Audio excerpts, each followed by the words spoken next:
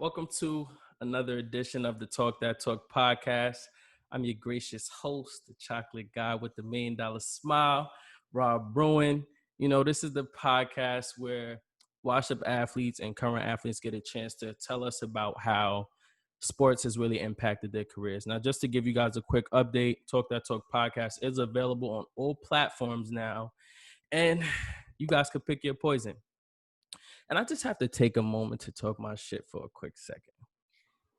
Your boy got his master's on Thursday, Woo! broadcast journalism. You know what I'm saying? Concentration in sports. So I'm feeling real good about that.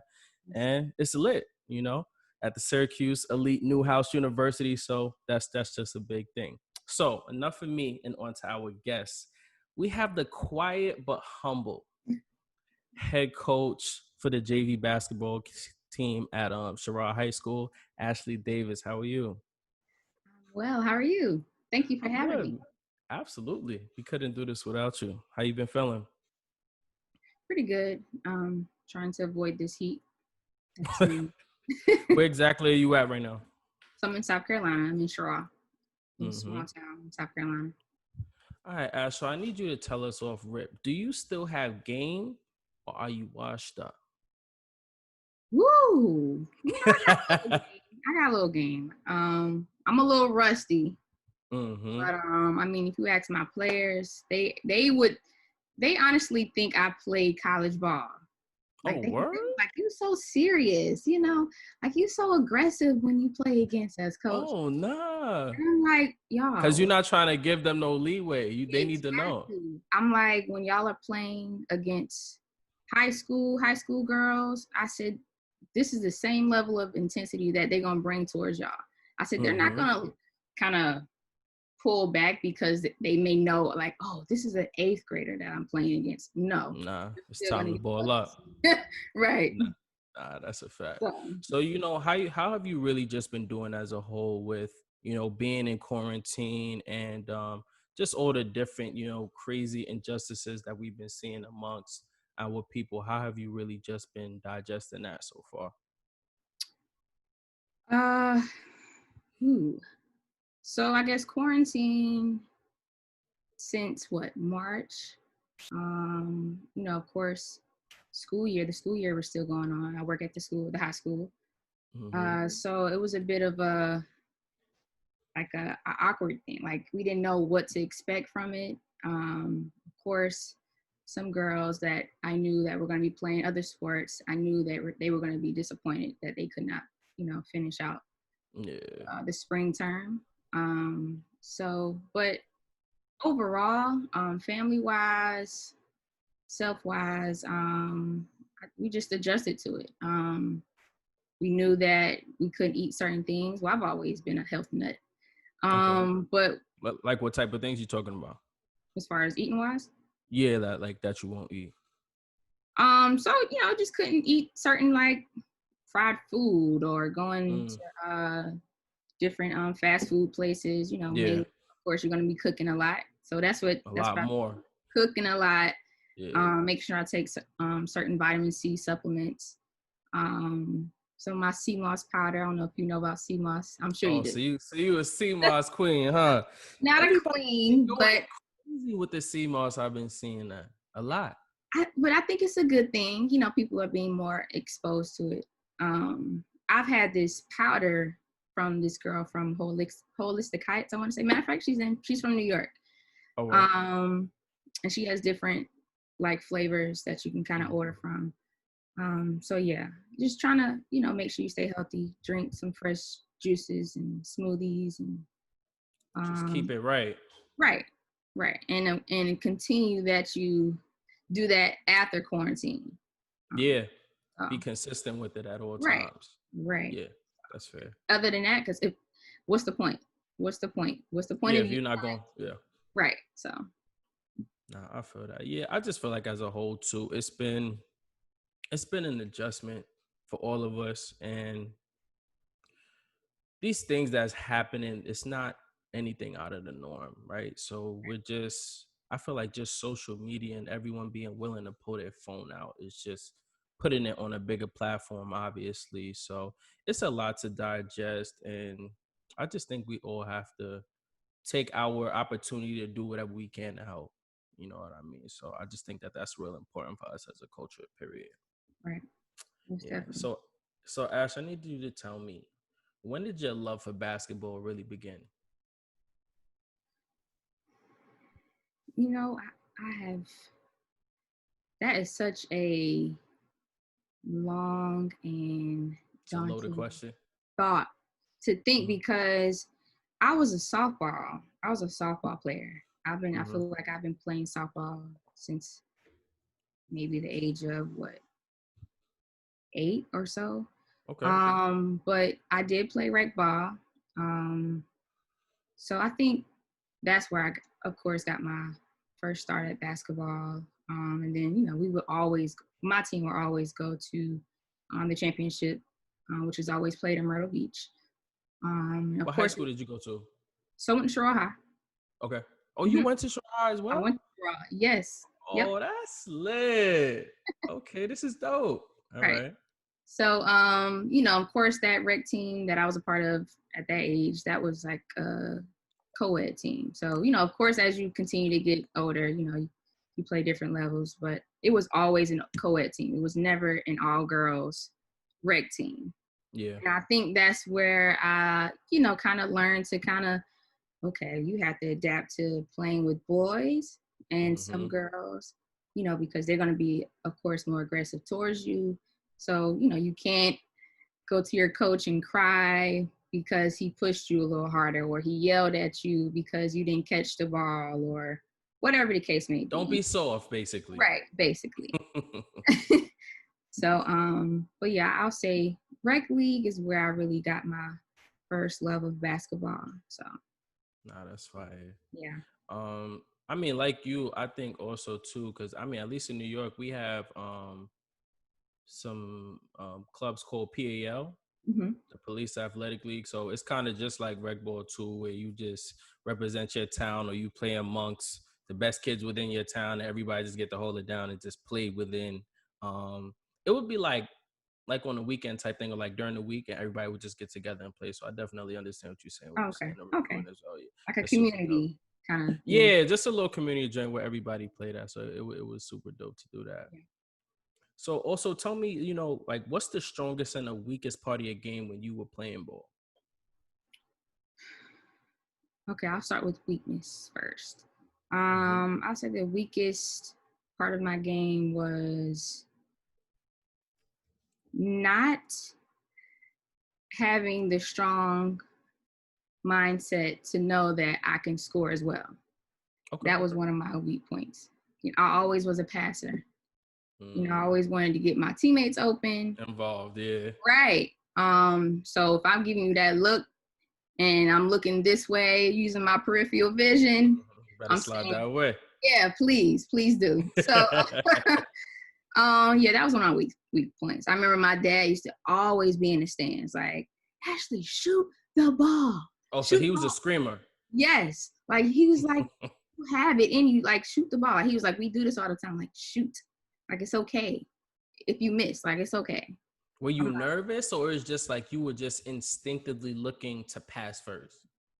it was like an innate thing. Like I knew to always be the one to want to Get get my everyone teammates involved. more involved than myself. Yeah. Even though I know I could deliver as well, I just wanted them to get more attention. And then when I There's had, nothing wrong with that. don't get me wrong, whenever I had the opportunity, I would shoot, I would pull up, but it was like somebody had to not be in front of me, and I You had to stood be there. that open. So by the time you took a shot, your dad is just like, he mad now. Like, Right, actually, it's he's the like, third oh quarter. gosh, It's your he was first shot of the game, he's like, and I now know you you. want to shoot. Right, he's like, I know you can steal, I know you can, box out and everything else. He's like, but just shoot sometimes, like shoot more.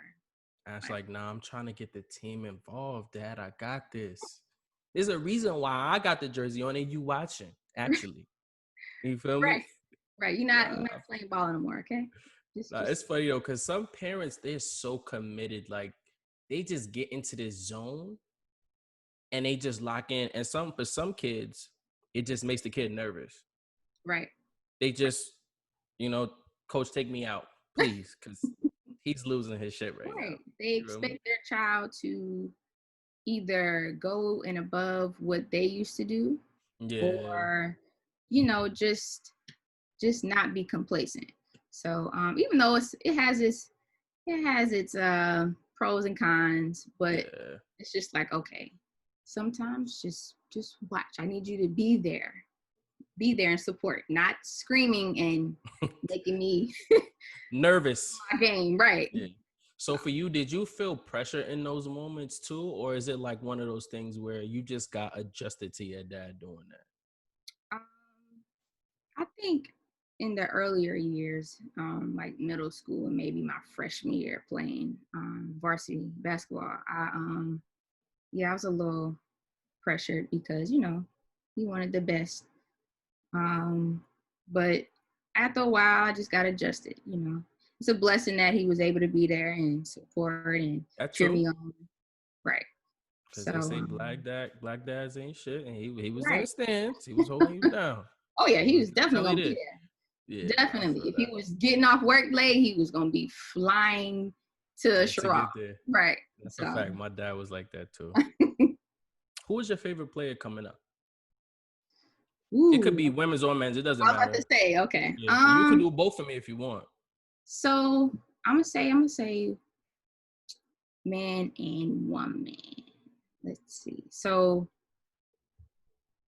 Allen Iverson was definitely smart top. Guy. I remember being in New Jersey and my cousin Lisa. I think we had an opportunity to go to a Philly game, well, Sixers game, and watch him play, but that didn't happen. But I got a jersey. That's fire. So now let's see, woman. Ooh, this is hard. Got a lot of goods out there. Let's see. Oh, okay. I'll say Ivory Latta. Okay. She was, because she was one of those who also a leader on the court. Of course, she was a point guard, so she had to. That's what they do. Right. She had to see the floor. She had to recognize where her teammates are. But then she also, if she needed to cross you up real quick, she could do that as well. And, and get to the goal or pull up if she needed to. But yeah, Ivory Latta, I'll say, of course, Candace Parker, like around that time period, Candace was coming up. Oh yeah. Arlena Larkins. I don't know if you remember her. She played from UNC Tar Heels. Yeah, I can. Of course, I can keep going on, but those definitely Ivory Latta. And ironically, we haven't brought this up, but when I had my first all girls basketball camp, she was able to attend it, and this was not planned. My supervisor was there, of course, helping out with everything behind the scenes of the camp. And she was like, "Oh, I got word that Ivory Latta is down there at the football camp." And she's like, "We need her up here just to say a few words." And I was like, "Miss Woods, might be too much. Like, it's okay. Like, I know she's not here for me. Like, she's here for, one of her nephews at the time." Yeah. She was like, "I'm just going to go down there and just see what she says." And sure enough, like within 20 minutes, she's walking through the door. She's walking through the doors with Ivory Latta and her mom, and I think Ivory Latta's aunt. So I'm like, okay, Miss Woods. How did this even happen? Like, I see you, Miss Woods. Yeah, like, she not playing. She said, actually, she's on the way. Right. So, yeah, that was definitely a blessing in disguise. She came and, said a couple of words. The girls would, of course, intrigued, and they asked a lot of questions. And we took a couple of pictures. So That's it good was because I nice. think it's real important, as you know, for the kids to just have that moment just to see somebody of that status that even if they can't get to or just be around them in that moment, it's just good for them to feel that Right, encouragement at that time. So right. that's super fire. If you could look back and play another sport, Okay. what other sport would you have played that you didn't when you were coming up? That I didn't play. I would say soccer. Word, me too. Yeah. Soccer is so important for the footwork. Yes. Oh my gosh. That footwork, man. I And then didn't it know how builds up important your it was. stamina. OD. Like, right. Yeah. So Yeah, nah, yeah. soccer, I wish I really would have touched that as well too. It's just so much. I think they play like, what is it, like 45-minute halves? It's crazy. It's crazy. Crazy. And You that gotta have field is the huge. and you gotta have the mental fortitude in order to be like, Oh all right, yeah. Oh I gotta yeah. get through these It's 45 crazy. minutes. Of course you don't play the entire 45 minutes, but still, Still, you out there. you out there for a while. And I'll tell you this too. Hmm. When not to, talk down on any other professional athletes, but there are no fat soccer players. Of They course, don't even have a chance to hold that weight on them. of It's course, right? crazy. You have to be in shape. Like Yeah, it's crazy. there's no doubt. So, Yeah, it's crazy too. All right, so now we push to you, obviously getting your bachelor's at Claflin University. mhm. Why didn't you choose to leave South Carolina to go to college? uh, that's a good question. That is a great question. I think at first I don't know. I'm not too sure. I don't have a question. I don't have a response for that.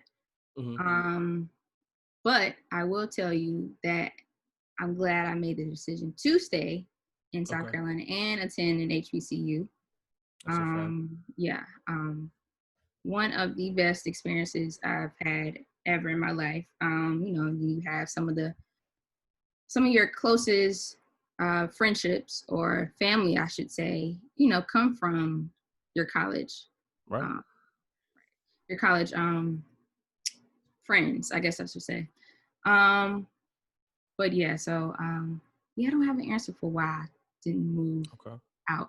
I feel that. Yeah, Probably just something that never really came up. I know me, I was trying to get out of New York for sure. yeah, Just to get a different vibe, but I right. had no And idea I that's a would good be thing. on. But Yeah. yeah. So what do you remember most about your freshman year? Like, In what's that college? memory? Yeah. Okay. Ooh, I remember putting on freshman 15, okay? You stupid. You was down there at the cookout, like, Listen, like, can I get a plate? nah, Um, it's a fact. let's see. So, well, since we're gonna stay on topic here, Hmm. I remember being or trying to be on the basketball team, just because not actually officially wanting to play ball, but my friend at the time was playing. She had a full ride, but eventually decided she didn't want to uh, continue because of school. It's a And lot. yeah, it's a lot. They have the 2 days, so that kind of wore her down. But we will always, um, I will always be around the girls that played. Of course, I consider myself honorary, but I played intramural, so I think that was the What your best was lit. things. One of the best things of my freshman year. Still being able to um, play a sport that I love, even though I didn't play professionally or collegiately, collegiate ball, excuse me. Um, but yeah, being able to continue to play that actual sport that I love and, Hmm. meet new people. Um, so, and I think that's where I continue to uh, dive into my photography skills. Like if I wasn't playing, I Okay. had a camera in my hand, just taking pictures of people. So, Oh, so you get crazy with the camera. Do right. you still now? Not as of lately. My camera broke. Damn. So I had to, of course, get that repaired, but it's no point. I think it's just time for a new camera. A new camera. Yeah. That's a fact. I feel that. Okay. So what really at the time when you were at Claflin, what sparked your interest to be a mass comm major? I think photography, and I when I said delve into it a little bit more as my freshman year. So I worked as a sports photographer, sports writer, my senior year in high school. So I Okay. worked for a newspaper. Um, and I think that's where I got a huge interest in wanting to continue that into my undergrad years. So, and then of course, I had an awesome teacher, mass comm teacher. I think it was our yearbook teacher. We just did like crazy um, visuals when it comes to creating the yearbook and uh, editing the yearbook, of course, talking to different students about certain things that related to different organizations, just going around asking them questions, asking teachers questions, that kind of spark. That's what kind of lit that spark for me. So, yeah, definitely. Mass comm. I remember Um, mad people were in mass it comm at was. I Claflin. think Like it that's was why a I was saying like it lot. was a lot. Um, and and I'll say at Claflin, I got more into sound production rather than the print or, Mm. um, you know, uh, radio. I was more so, um, I was more so sound production. Like I think that's where it was different. It wasn't the same as what we've always been used to. Okay. So, oh yeah. Do you ever really feel like you ever consider going back into getting a job in mass comm or like in terms of communication, or you feel like you just really away from that topic now? Uh, if it involves maybe teaching, like being an Mm. adjunct professor at a That would college, be fire. yeah, I wouldn't mind doing that. Okay. So yeah, and I worked in higher education for 5 years Mm-hmm. before getting into working at the high school. Mm-hmm. Um, Don't worry, we're gonna talk about that. yeah. So yeah, I definitely wouldn't mind working as a professor because not only would you, I think that's broad. It's very broad to talk about, It is. You could go a lot of different ways with it. right? That's why Um, I asked. yeah. So, and I wouldn't mind sharing my experiences so that they not only can not only can we discuss the textbook at hand, but we can also share experiences and just yeah, a lot. Like I think it would definitely be informative for them and a learning experience for myself. Okay. Yeah. All right. So now we really get to the point where you're really like trying to transition in terms of your career. Before getting your master's at Columbia College, like what really pushed you to get another degree? Honestly, I didn't have an interest to pursue my master's. Mm. Of course, I thought about it, but I think after a while, gaining that experience, continuing to work, I was just like, I can just continue to evolve in higher education. Mm-hmm. That's a fact. Yet, there was this lady that I worked with. She mentioned Columbia College and the opportunity that they had. She's like, Ashley, there's a program called Organizational Leadership. And she said, I think this would truly like fit you. She was like, because I always see you as, you know, being someone who does entrepreneurship things. And she was like, I think this is another broad avenue for you. And you can use, what you know now into, I guess, gaining this particular degree. And so I looked at it, looked at the website a couple of times, um, and truly went through the whole program. And I was just like, you know what? Let me see what it's hitting Yeah, for. I'm gonna definitely give this a shot. And I went to the open house that they had, and met a couple of people, And I was just like, yeah, like I'm gonna go This is for it. it. I'm gonna go Okay. for it. And then it was a very rigorous 1 year program.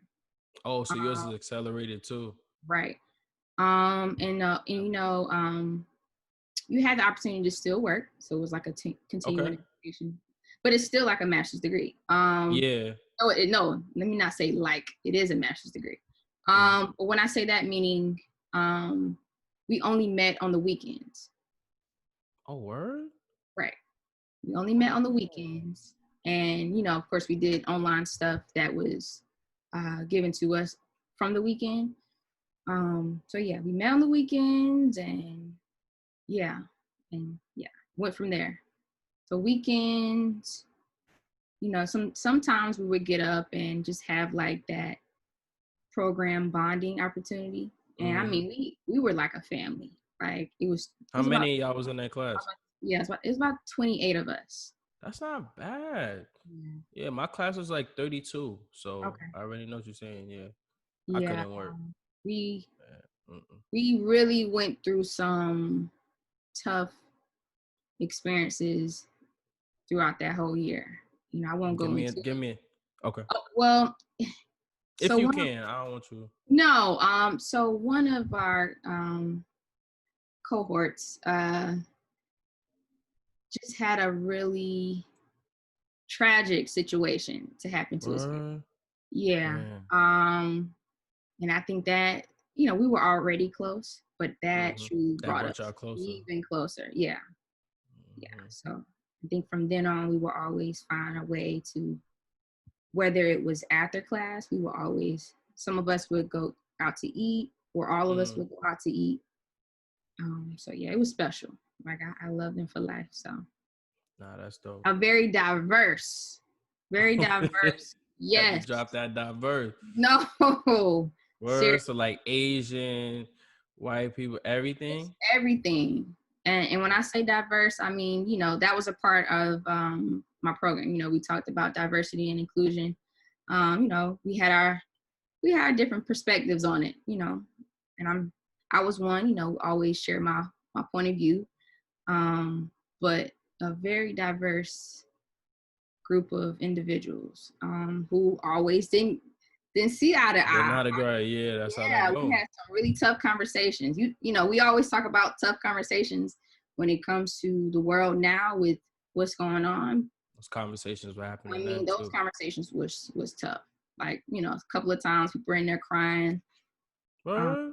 yes. So Crying about what though? Like just just crying of difference in like who people are. Like what's the issue? What you crying about? not being aware of their surroundings, I'll say, Okay. or not being aware of what they may contribute to the world, Okay.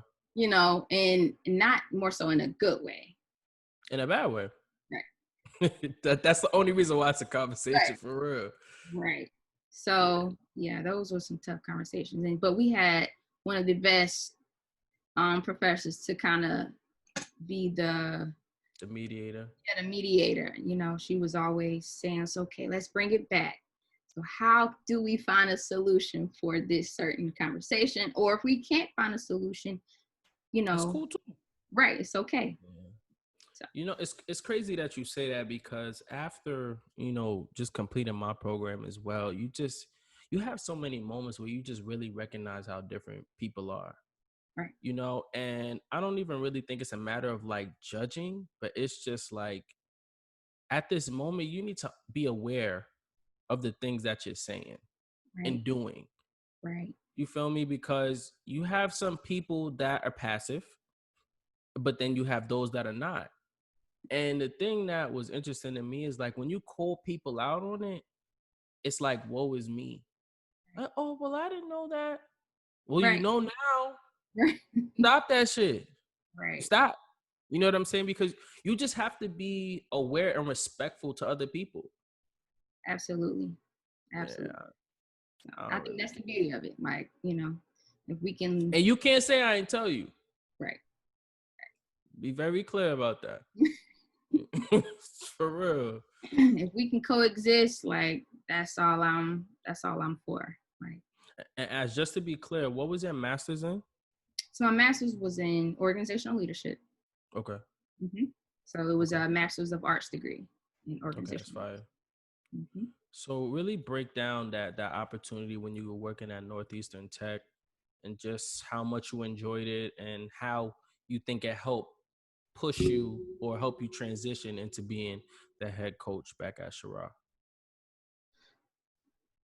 Uh, If it even really correlates. let's see. It definitely did. I've always enjoyed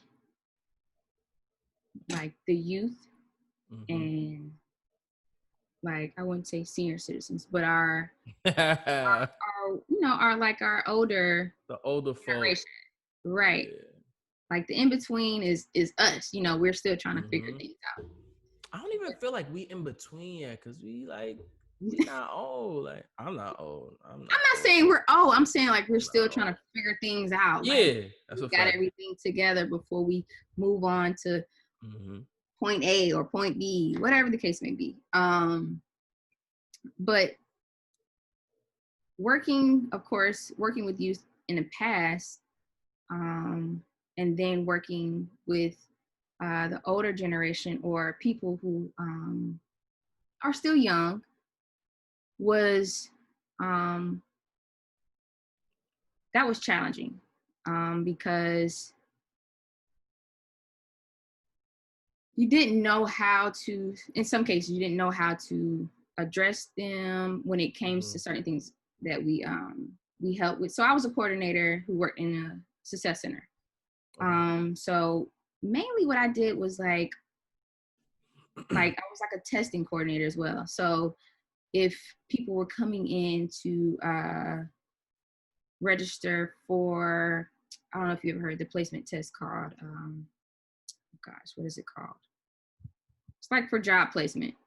Okay. But we just mainly help them get placed in a certain job or internship, whether they be in college, working in college, while in college, or if they were looking for something once they graduated.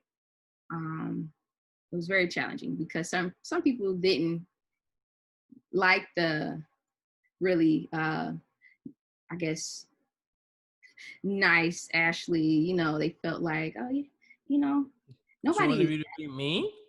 I feel like people felt like nobody is that nice or nobody is that happy all the time. And I'm like, Oh, you was too jolly for I'm people? not saying jolly. I was never like, Yeah, no, but I'm saying like they okay, didn't like the fact that you were consistently happy. that's I mean, damn, I'm sorry I'm happy. My bad, your life is bad. Like not you even that. happy, you happy. Not even that. I just think certain people, they don't know how to respond to that because they didn't see that on a regular, So, I and guess. it's not to say that I didn't have my own issues or have my own struggles that I had to deal with on It's a my time and a own. place for that though. Right. Like, and I knew how to deal with it. I knew how to, either if I'm speaking to someone that I know that I can trust who can kind of help me get through it, or I'm working it out on my own. Mm-hmm. Um, I just had to find a way to kind of let people know, like, okay, whatever you're going through, you don't have to bring it here. I'm trying my best to help you, and you have to help me as well, because otherwise I cannot help you. Right. So yeah, I think that allowed me to have those transferable skills to coach at a high school Mm-hmm. level, and use it towards my 8th grade players and my 9th grade players. Okay. And I had two 11th graders. One, she unfortunately decided not to play. But yeah, so I had one 11th grader on there, and it's long story. But yeah, that experience at the technical college definitely allowed me to be more firm and assertive in coaching. because of course, if not, you just won't get the respect. They're gonna You will walk not all get the over respect you. that you deserve. So And kids can smell that early. early, When early, they know that you nervous, oh, she's fooled. It's right? over. Mm-hmm. And most of my girls know me. They know me just, I guess, some being family, some just knowing me from other people. So I guess in the beginning, they felt like I was maybe just their friend and not knowing like, oh, she means business. But like I set the tone at our first tryouts. Mm-hmm. This is what you are to expect. I'm not taking anything less. I We feel can have that. fun. We can have fun now because I like When to it's have fun. time, when it's game time, you better Right. lace them up and get right. When it's practice, that's one of the main things I always had to instill in them. Like this, like we cannot be laughing and joking and thinking everything is cool. And I said, when y'all get out on the court, this is exactly what's going to be shown. And I said, then you're going to be looking at And be looking bad. right. So Because don't look at me. All I'm going to do is just pull you out. exactly, That's all I got for you. pull you out and tell you to sit down for a while. And you're going to ask me. You may ask And me why. warm it I may up. ignore you. Just stay over there and just warm it up. Remember when you was playing last week? Right. I told you stop playing, go play on the bench. All Right. right. Now somebody go stop her in real quick. Nah, that's a fact. So now we step into your coaching and like you were telling me a little earlier, you guys had the first girl Cheraw's all-girl basketball camp, and actually the anniversary is today. Mm-hmm. Really break that down for me, how that happened, how you guys put it together, and just what came about it. So, like I mentioned, me and a former teammate, LaQuisha Bell, we just knew that we just got tired of not seeing or allowing young girls to be able to, have that moment to where they can see an all girls moment, and whether it dealt with sports, academics, or whatever the case may be. We just knew something like that had to take place. So I remember having a conversation with Mr. John Melton. I used to help him. Well, I still do from here and there. I haven't been down there in a while, but he has a after school program, and and it's for, as we say now, at risk youth or students. Mm. Um, but I remember discussing with him like, Mr. John, like something like this needs to happen. He was like, you know what? He was like, Quisha, which is her real name is LaQuisha. He's like, Quisha has this same idea. He was like, y'all need to, he was like, I don't know if y'all have spoken a while. He was like, but y'all need to get together and actually make that happen.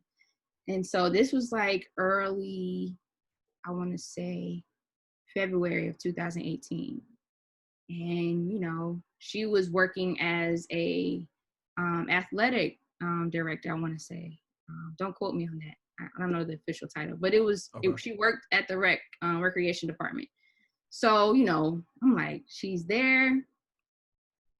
Oh yeah, we got to make this happen. So anytime I had opportunity to go by there, we would always lay out how we would make this happen, who we needed to speak with, how much needed to be invested into this camp, so forth and so on.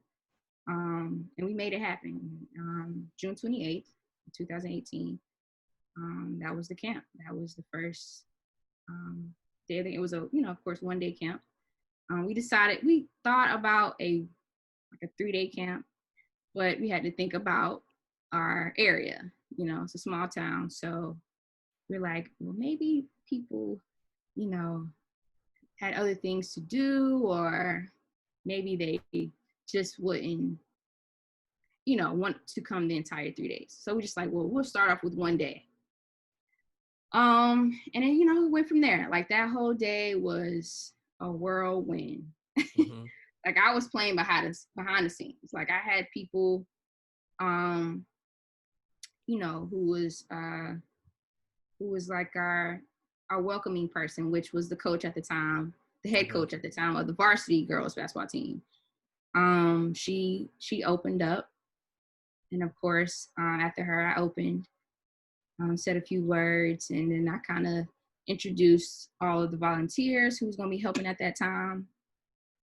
We had a trainer who kind of did like the warm-ups for the girls. And then all the volunteers at the time, you know, we had stations, of course. So each Yeah, station had gotta their have them own, stations popping. right.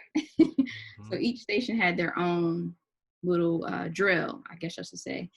And, you know, we broke them down, and they got to it. And then we had one opportunity, you know, we had a break where they had maybe breakfast food, like little snack bars and bananas. Um, and of course, you know, we've got a lot of donations just from food, not even just money, but from food and Gatorade. And so that was a beautiful thing, like the whole entire camp. And like I said, Ivory Ladder popped up towards the ending of it. Um, and I had a recruiter reach out to me, and he was present. He wanted to, I guess, come and speak to the girls just to see if they wanted to take it to the next level after high school.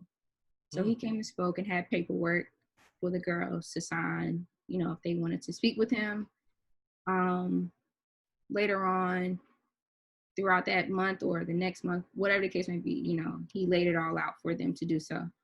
Um, and then we just wrapped it up at the end where I wanted them to,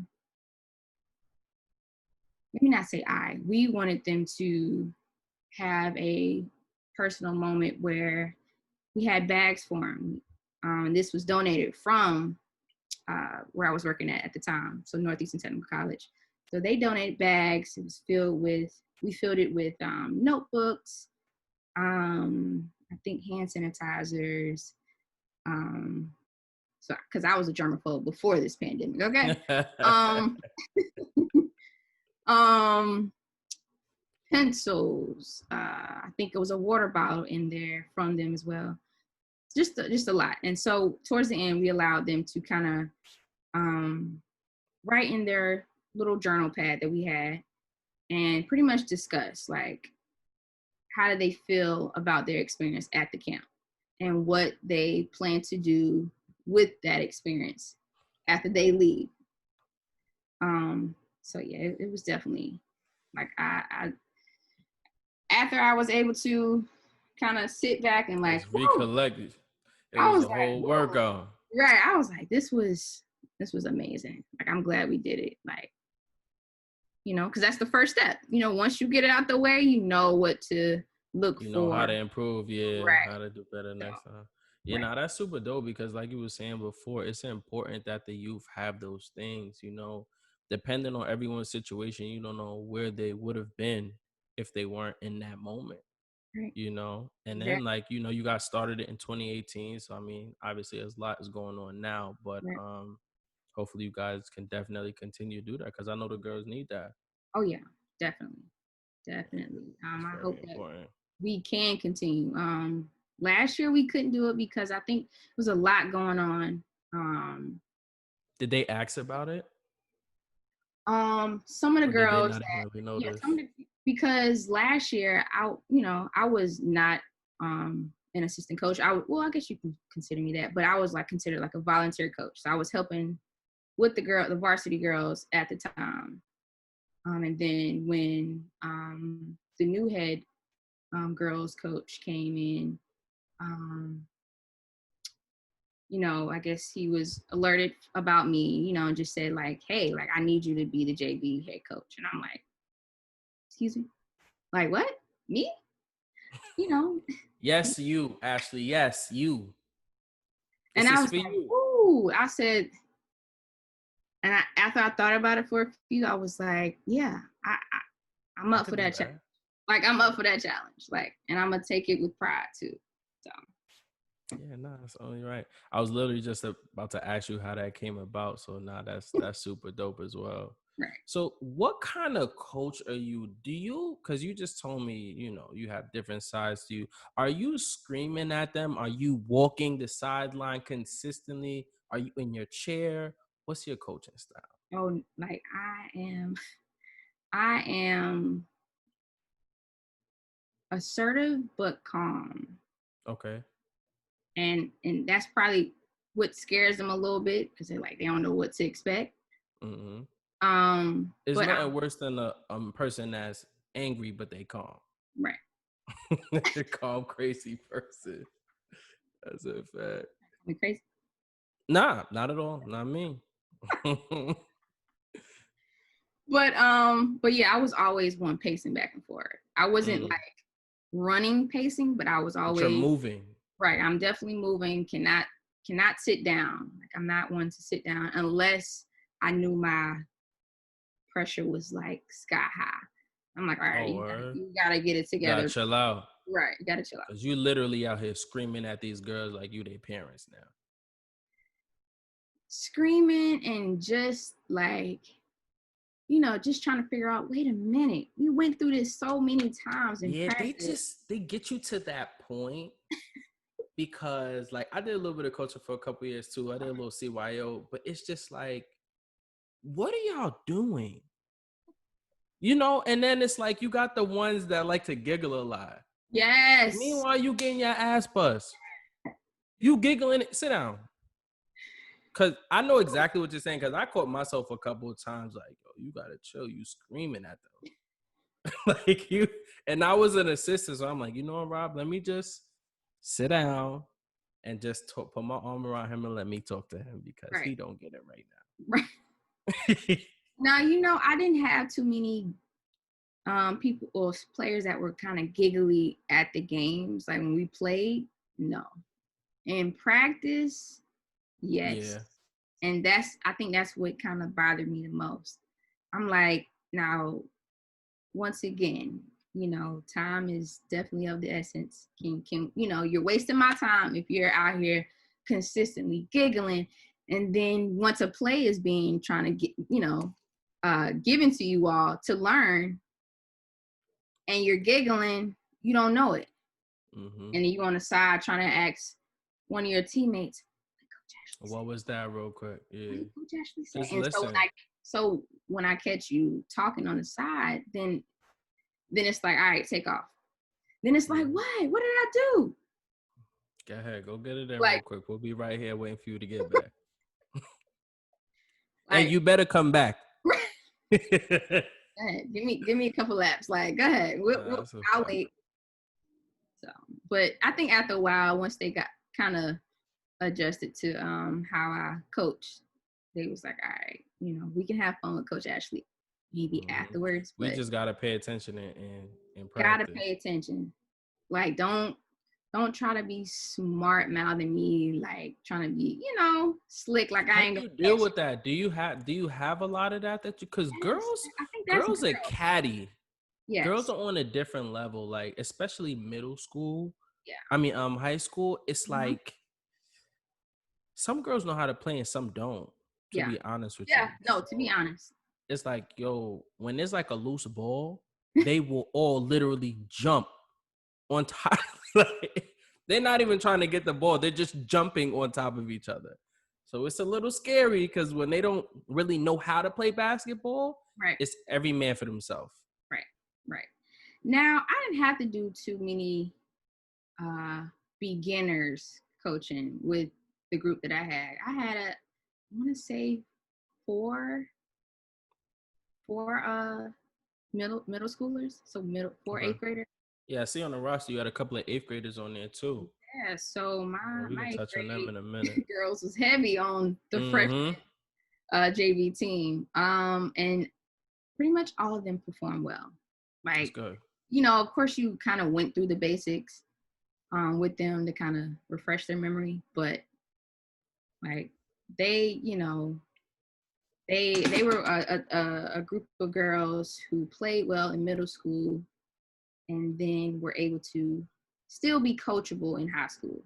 So I think that's a beautiful thing. Like that's important. Yeah. Yeah. When you can have a group of girls who are coachable and who respect what you're saying, even though they they gotta be a little giggly from here and there, they're gonna kind of snap back to snap back in. Yeah. Right. That's very important. So I definitely had a great group of girls. Like, I wouldn't trade them for the world. So That's dope. What position was the team in when everything was in your control now? Did they have a good season before you, or were they in a situation where they were doing well and you just needed to continue doing well with them? so they had a JV girls team the year before, but I think it was cut short due to some Mm. reason. And then According to maxpreps.com, you guys ended the season 6-6. There were a couple of close games that you won and a couple that you lost. right. Two that stuck out to me. You lost to Marion 33-31. I know Mm-hmm. that was a heartbreaker. And then you won at Richmond by Mm-hmm. 38-35. Oh, that was one of the Yeah. best games. Like Yeah. the best games. Like it was like Was as it if close all game it or was it was close all game. okay? Like all game. They really had an amazing JV team as well. Mm. Um uh yeah, like I said, the entire game was intense. Um let's see. I don't even think we barely played any man, maybe towards the end, Oh, but y'all were in zone the whole time? I think we went zone all, the whole time. Now, when we lost to Richmond, when they came home, it was because um, we did the 3-2 zone, and the 3-2 Okay. zone wasn't working at the time because, of course, when when you're the two in the back, you in that particular four, well, of course, it's the 4 and the 5. Y'all have to communicate the entire time. Like you Thoroughly, because it's like cannot, a string. right? You cannot let someone on weak side slide, Yeah. And you back gotta door. watch that. You gotta watch the baseline. Right. You cannot let them slide back door and think they're Yeah. not about to hit a nice little layup. Nah, And it's a fact. right. So we just had to all right, let's stick to 2-3 because that's what was working. It helped in terms of putting pressure on the end line. That extra person Right, allowed the 5, I guess you could say, to stay right, in the paint. right. And my Yeah. 5 was an 8th grader. Okay, that's what's up. Yes. Yeah, I So did see that. I yeah. did see that as Mhm. well too. She was a really tall. I don't know her.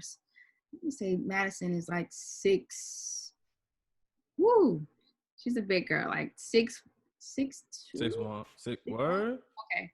She's Um, 8th grade. 8th grade. Damn, 8th that's grade. crazy. Yes.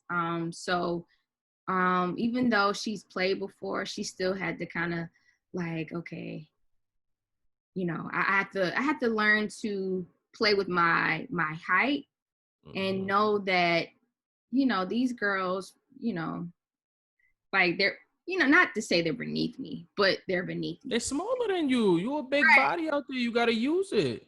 And have that mindset too. Like, don't be she's a softie. She knows this. She knows that I love Mm-hmm. her, but she's a softie. So, whenever she had the ball, sometimes she was always, Bringing bringing it it low. down. I'm like, Yeah. Madison, you have to always That's the do number one thing. that. Right. I said, when you have it here, Yeah. you have the Elbows opportunity out. right back up with it. Yeah.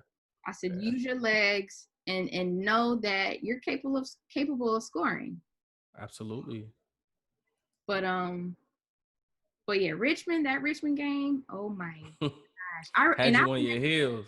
I remember the parents being just as involved as I was in the Okay. stand because I think towards the end it was a really bad call that kind of like made me almost lose my the rest. Um, and we had to, of course, ask like, wait, hold on, like how is that the case? Like, what are Do you y'all? remember what the call was?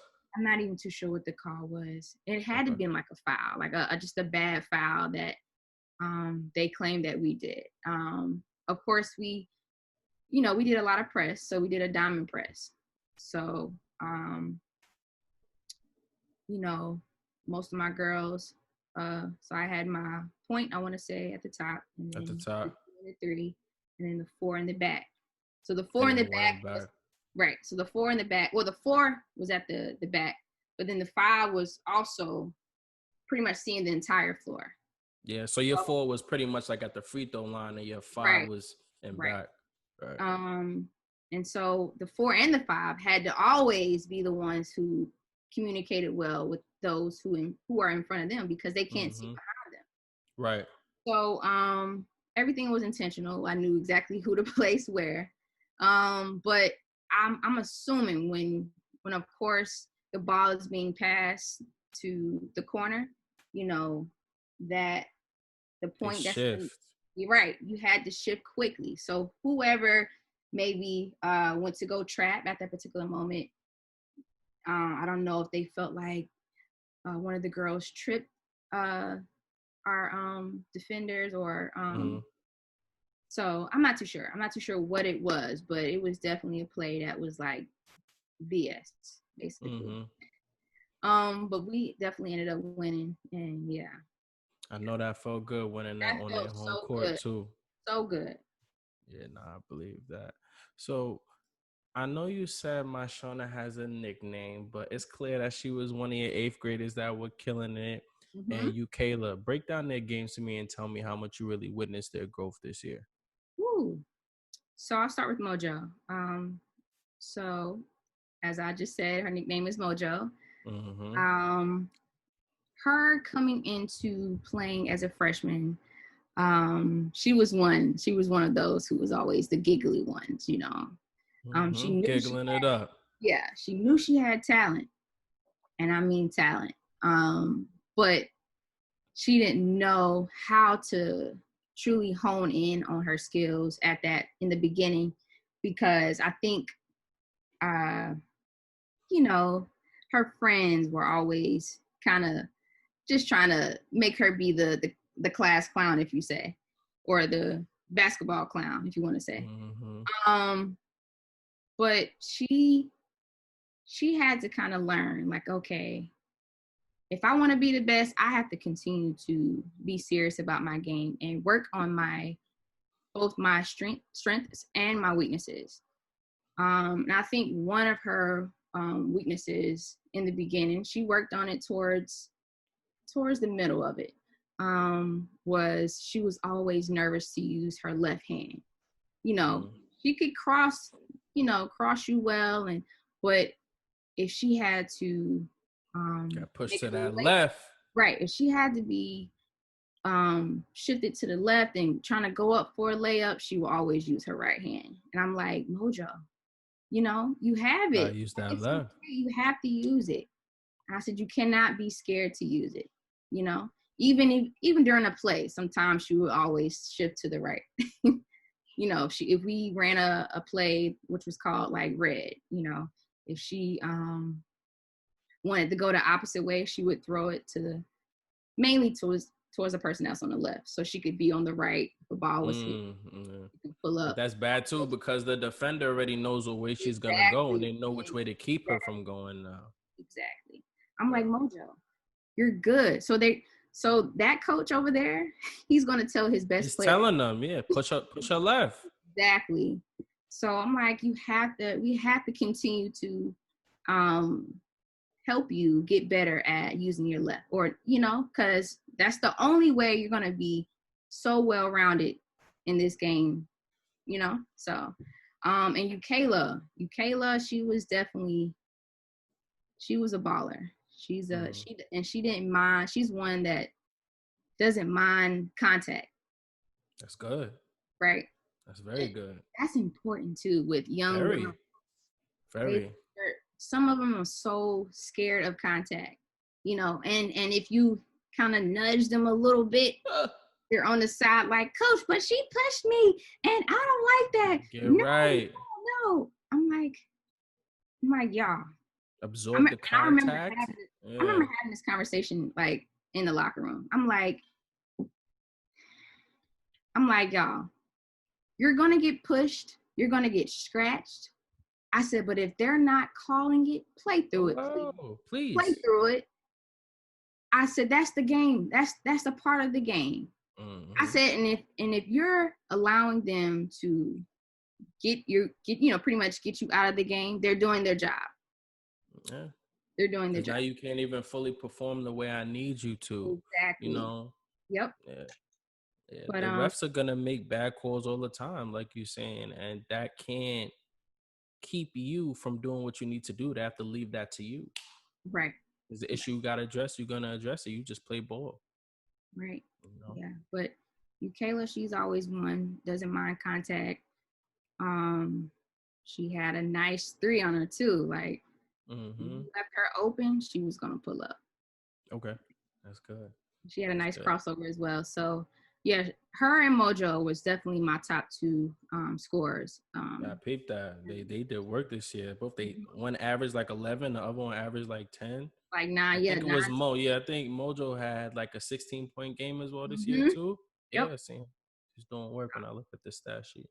And So she let was me able to ask. play varsity games as well. So Oh, she did. So yeah, she did both. yep, she did both. And that's And really good too. That's yeah. good because now when she comes back to play with JV, she brings that Oh yeah. varsity pedigree, which Yep. is gonna make her teammates, up their play as well. So now Exactly. that's very important. Yep. And they, they acted as if she's been gone for like a whole year, when she would come back to play. And they were like, yes, Mojo, We needed you. Right. I'm like, wait a minute now. Y'all have 4 other people that's on the court with you at the time. Like, yeah. let's not single out anyone, but I get it.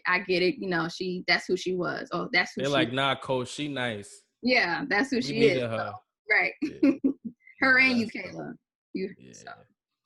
But you So kind of shied away from playing varsity this year. If she hears this, she may. Why you think that is? I'm not too sure. I think it's continuing to boost her confidence level of wanting to play against varsity level teams. So hopefully, she doesn't have any choice. She's gonna play varsity next year. So, but hopefully she has kind of learned from kind of shying away from that and kind of just growing in that and continuing to grow in her own skin and being able to say, like, I can do this, I'm capable, like, I can still score on these girls just as well as JV girls. So Start build that confidence. Right. So I have the most high hopes for them in the future, beyond high school level. I think that is really important. I don't know if you're thinking about it, but as a Black woman, like, how serious are you taking coaching now, even thinking about taking it to the collegiate level, maybe if you get into that space, because a lot of young girls that look like you need to see that. So have you thought about that? Are you thinking about that? And how do you feel about that? I have definitely thought about that. It's just a matter of, Matter of time, more right. experience. Yeah, like, if someone sees me and have seen my level of experience, over the years, I'm not saying like right now, but if they say like, yeah, we need you, like, I'm gonna be like, okay, I'm with it. That's dope. Right. But yeah, I've definitely thought about it. Not too sure what's to come for this upcoming year because we don't know which way it's gonna go. With this pandemic. But we'll see. I'm optimistic. Yeah, no, I hear that. You got to. Well, just want to let you know, I think you're doing a great job. I was so excited when I figured out that you were coaching and that you had an eye for basketball. I think that it's real dope. Like I said before, that young Black women see what you're doing and the girls continue to grow under you because of, what you're trying to teach them as well. So just keep killing it, man. We got eyes on you and just keep doing work because you're doing a great job. Thank you so much. It's been a blessing to be able to coach them and for them to allow me to coach them. So, and especially our parents, like, they were definitely an assisting factor in this whole coaching experience. So I couldn't have done it without them as well. And of course, I can't leave out our varsity head coach. So, he was the one that allowed me to coach. which is Coach Speedy. We call him Coach Speedy. So yeah, definitely gave me the opportunity to, and also coach, grateful for my coaching experience for this past season. So I wouldn't trade it. Like I mean, we've had some experiences, with the girls as well, but it's definitely, That comes with the territory. that comes with the territory. So Yeah. So what I'll say is this: one thing I really noticed about women basketball, right? mm-hmm. It's tough because what I will say is the fan base, they're there. It's just not big. It's not big. It's not big. And I know a lot of these things are about money. It's about money, the fan base, like as you go higher up in terms of the level. But the families that are really committed, like they'll drive wherever. They're always there. And you know the ones that are committed because you know they're gonna be there. Oh yeah. I think I don't know. I think it's kind of tough because this year when I had covered the women's team, I just would like look up in the stands and I'll be like, damn, like nobody's there. Yeah. Like at a Division I school is like you can buy a ticket and sit where you want. You know what I'm saying? I know it's tough because I know you have the thing where it's like women aren't as explosive, as athletic. Right. It's more of a team game, I think, when you look at women's basketball. So how does that really make you feel though? Um, from my experience coaching, and then I'll get on to how it felt when, coming up playing. But coaching, I think in the beginning, there was not much of a fan support. You definitely had the parents who were there to support their players or their children. But as far as a large majority from the community, no.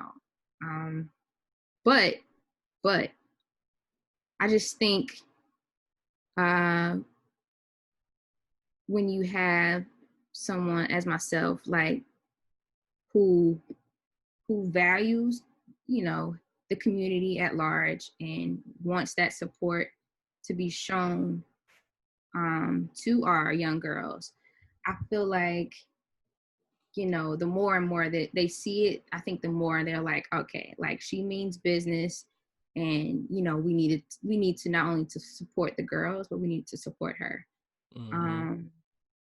because I remember asking. Well, he reached out to me. There was this guy I used to work with when I worked at this local newspaper. He was the editor, of course, but I was like a assistant sports editor, like I mentioned earlier. But he reached out to me just saying he wanted to do an article on me, and he did an article on me. It was so nice, so well written.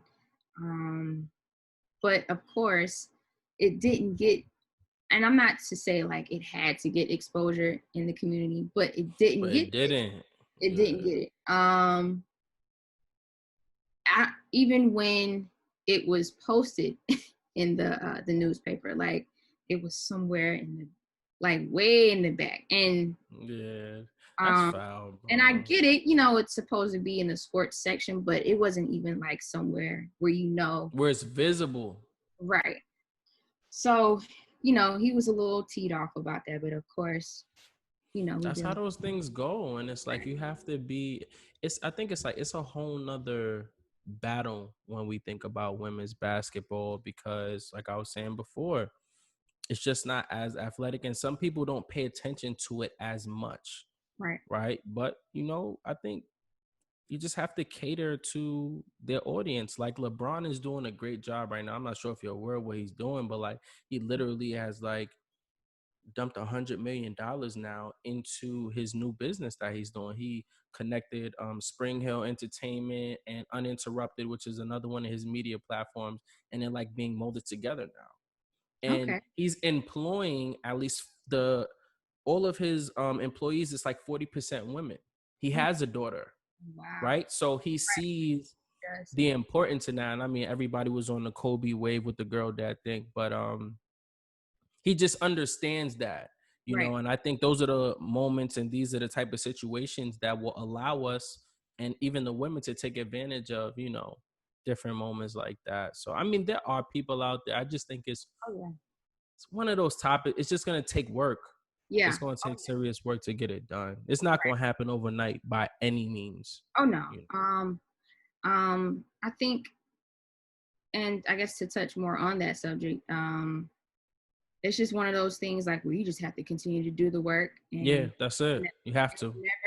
whenever that particular person or group of people notice you, you know, then, and i.e., I didn't think that I was gonna be, hearing your podcast today. So Mm. so that's definitely something that I appreciate No, no so doubt. much, because I'm like, I'm a small town girl, even though It I'm don't coaching. matter. Like that's what I'm saying. Like I'm a small It town don't girl matter. coaching. Like that most are like she's doing what she's supposed to, and I am, but for people to recognize you, they see a lot in you, just as much as you see in yourself. So to be recognized like that means a lot.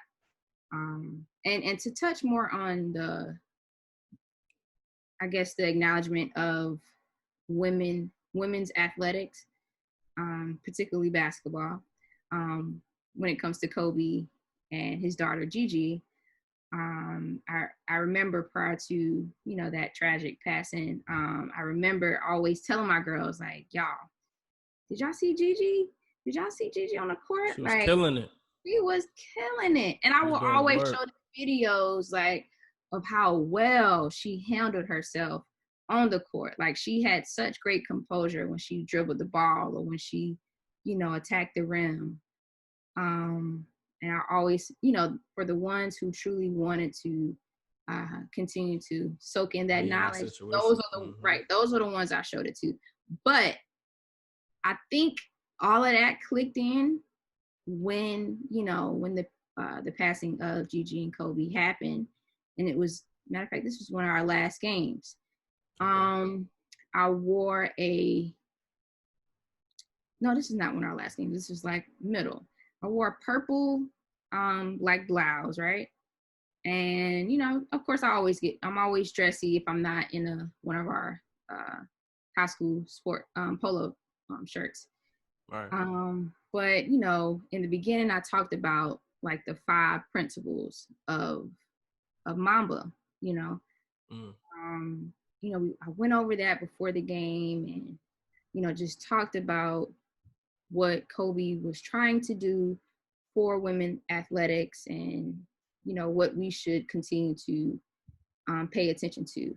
And I remember, leaving him in the locker room, coming back, and I had some pins for them, like just markers. I'm not too sure what the markers were for at the time, but had some markers, and I come back and all of them were like writing on their shoes, like Mamba mentality. And, Here they you know, go. Now they Mamba yeah, mentality. but, Now they ready. but even though, I don't think they were like jumping on a bandwagon. I think what I said to them at that particular time It resonated resonated with them. Yeah. right. So they were like, wow, like, okay, we need to apply some of these principles to not only playing ball, but also outside of basketball. So our academics or personal life, whatever the case may be. So that was definitely special too. So Yeah. Like the just how you were talking about it, Gigi. There's a girl that played with her, Isabel Escribano, I believe her name is. She's next up. She was playing with Gigi at the time, and she's getting a lot of exposure now as well because of the amount of time she played with Gigi. are you talking about She's in like, cause I was literally just looking for her just now when I was yeah, she's a but black girl? huh? She's a black girl? Not a Spanish John. Spanish. Hmm. Yeah, Yeah, I'll send her to you. her other teammate. She has a brother too. Like her brother's real hands on with her. I'll send Okay. you the profile. But yeah, like she's working out with NBA athletes, all that. Oh, Just wow. because they had that relationship already, you Yeah. know? Now, if you look more into it, though, there's another girl that black girl. I'm not too sure of her name, but her dad used to play in the NBA. I Okay. forgot her name. She was like the center on their team. Oh, She was okay. I'll as look it up. well. Yeah, So that's she's why doing you work. mentioned her. I was like, wait a minute, who are you talking about her? Yeah, I cannot think of her name to save my life. But yeah, it's all good. I could find her. yeah. But yeah, it's real important that it's just gonna take time, but we have to continue to, like you were saying a little earlier, like you a small town girl, you're working at a small school right now. I don't even really think that matters, because it's just times or different moments where things just come up, Oh yeah. and it's like when they notice that you've been on the radar, they just didn't see you. Mhm. It's like, okay, if they see this interview next year, but it's like, oh, she's been pushing this narrative for a while now. So I think it's important for you to continue, even if you're not doing this, because you're just that voice. You're using your platform to do that. You never know when your girls are going to get that look. You Right. know, you just giving Mojo that shout out or your Kayla that shout out. You never know who's listening. You Right. know, it just takes one time. That's all That it is takes. very true. Very true. Yeah, so it I doesn't, hope and it makes the story even better. Like, oh, she went to Cheraw High School. Like, where is that? Now I got to do research and find where that's at. And now they in the gym now. That's just how it goes. very true. And I hope they paid attention to that and, not think, whatever I may said that shows their weakness, that they look at that as a bad thing. That's just more of, fire that should be lit up under you to say, oh, I got to get better. This is what coach expects of me, and I need to expect the same thing, if I want to get Well, to the listen, next. pro athletes have weaknesses. That's a part of being a player. Exactly. LeBron can't shoot free throws to save his life. Still, 17 years in. When he gets to the free throw line, I'm nervous. I don't know which one is going to fall or which one won't. Right. Yeah. That's the nature of the game. It doesn't matter what level you're on, That's true. you know? So they just need to know that as a ball player. Right. That's how I feel We'll about get it. there. We'll definitely get Absolutely. Got to. there. So, Ash, keep killing it. I'm Rob Bruin, the Talk That Talk podcast. Appreciate y'all for tuning in. Indeed. Yes. Thank you for having me. Peace. Absolutely.